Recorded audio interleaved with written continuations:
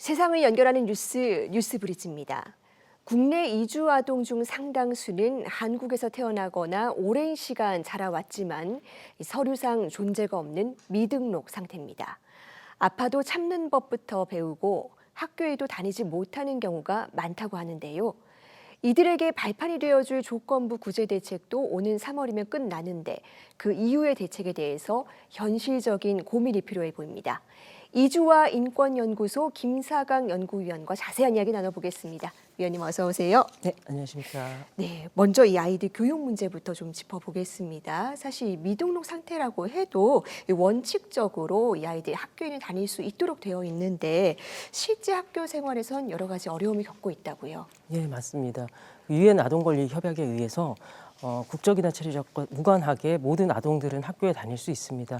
그리고 교육부도 당연히 한국에 있는 모든 아동들이 학교에 다닐 수 있다, 그럴 권리가 있다고 보장하고 있고요. 또 법무부도 미등록으로 체류하고 있다고 하더라도 이런 아동들의 학습권이 보장되어야 된다고 해서 지침을 만들어서 초, 중, 고등학교에 다니는 아이들에 대해서는 단속이나 추방을 위해하고 있고요. 하지만 학교에 다닐 수 있다고 하더라도 말씀하신 것처럼 미등록 이주 아동들은 이제 외국인 등록번호가 없기 때문에 다양한 교내외 활동에서 어려움을 경험합니다. 도서관 카드 발급이나 교육 관련 사이트 가입도 쉽지 않고요. 안전보험에 들 수 없어서 체험 학습을 못 가기도 합니다. 경시대회 참가나 자격증 취득도 안 되는 경우가 많습니다. 무엇보다 고등학교를 마치고 대학에 진학하거나 직장에 정상적으로 취업하기가 어렵기 때문에 그것이 아이들에겐 가장 힘든 게 아닐까 싶습니다. 네, 현실적인 어려움들이 많이 있네요. 이 법무부가 지난 2021년부터 이 아이들 위해서 구제 대책을 시행을 했습니다. 그런데 실제로 체류 자격 받은 아이들이 그렇게 많지는 않은 상황인데 현황은 어떻습니까? 네, 맞습니다. 2021년부터 시작해서요. 지금 현재는 법무부 구제 대책이 국내에서 6, 7년 이상 체류한 미등록 이주 아동 가운데에서 지금 현재 초, 중, 고등학교에 재학 중이거나 아니면 고등학교를 졸업한 청소년, 청년이라면 체류 자격을 부여하겠다라는 방안인데요. 구제 대책을 시행하던 그 2021년 당시에 초, 중, 고등학교에 재학 중인 미등록 이주 아동만 3,000명이 넘는 것으로 확인됐습니다.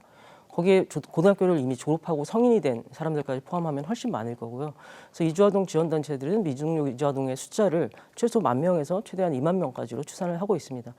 그런데 지난해 말까지 보면 구제 대책을 통해서 체류 자격을 받은 아이들의 숫자는 1,000명이 조금 넘는 정도입니다. 네. 결국에는 미등록 이주 아동을 10,000명이라고 잡았을 때 여전히 한 90% 정도는 체류 자격을 받지 못하고 있는 것이죠. 네, 그런데 이 아이들에게 이 체류 자격 얻는 게 너무나 절실한 문제 아닙니까? 그리고 그걸 위해서 구제 대책이 4년 가까이나 시행이 됐는데 이렇게 실제로 자격을 받은 아이들의 숫자가 이렇게 적은 이유는 뭐라고 볼 수 있을까요? 일단은 아직도 모르는 사람들이 많다는 것입니다. 그렇군요. 네, 이 구제 대책이 대대적으로 홍보가 된 게 아니다 보니까 모르는 사람들이 많고요. 또 실제로 아동들이 다니는 학교에서도 모르는 경우가 많습니다. 그래서 저희는 최소한 학교를 통해서는 좀 이런 제도가 있다라는 것들이 홍보가 되고 절차도 안내되어서 학교에 다니고 있다면 그 학생들은 이 정보를 가지고 체류 자격을 신청할 수 있게 좀 도움이 되어야 된다고 생각을 하고 있습니다. 근데 또 한편 알지만 신청을 못하는 경우도 있습니다. 자격 요건을 충족시키지 못해서인데요. 예를 들면 국내 체류 기간이 6년 또는 7년 이상 이렇게 정하고 있는데 그게 만약에 안 됐다라고 한다면 신청을 하지 못합니다. 또 이제 공교육을 이수해야 된다라는 요건도 있는데요. 그걸 못 맞추는 경우도 있죠. 말씀드렸다시피 미등록 이주 아동들은 고등학교를 졸업하고 대학에 졸업해도 이제 대학에 진학하거나 정상적으로 취직을 할 수 없기 때문에 중간에 학업을 포기하는 경우들이 많아요. 그래서 그러면 이제 지금 현재 구제 대책은 학교에 재학 중이거나 아니면 고등학교를 졸업한 경우 이 두 가지만 이제 신청 자격을 주다 보니까 중간에 학교를 그만둔 아이들 같은 경우에는 신청 자격이 안 되는 것입니다. 네, 학교에 다니지 않는다면 아예 신청 자격도 안 되는 그렇죠. 상황이군요.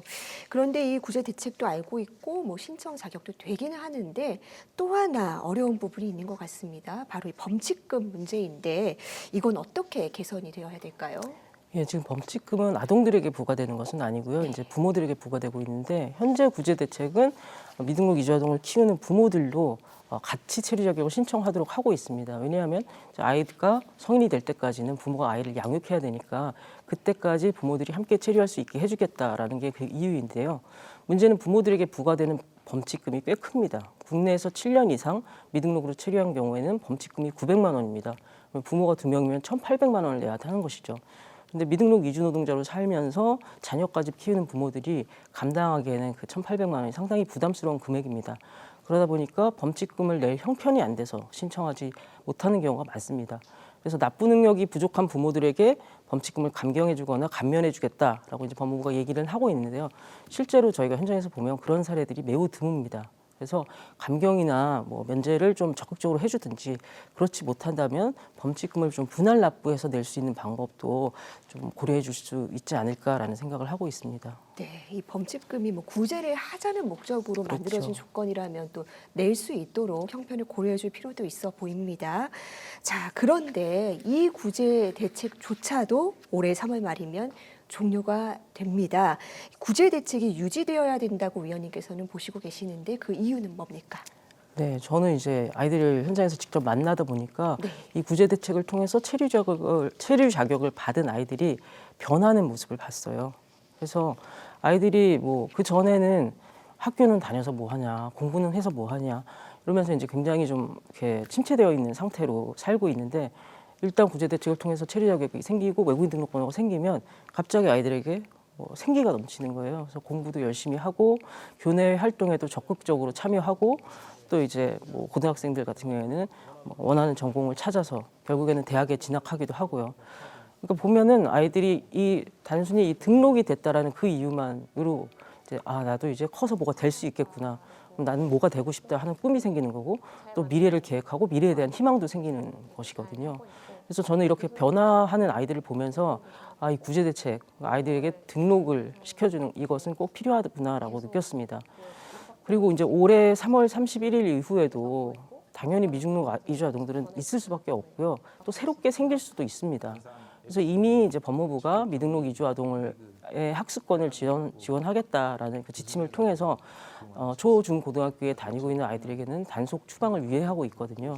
그러니까 국내에서 교육을 다 마친 아이들이 미등록으로 체류하는 성인이 되는 일은 계속될 겁니다. 그래서 이런 아이들을 단속 추방의 대상으로 만들어서 결국에는 출국하게 만드는 것은 아동 인권의 측면에서도 문제이지만 그동안 이 아이들을 교육하기 위해서 투입된 공적 자원과 노력의 측면에서도 국가적이고 사회적인 손실이라고 생각합니다.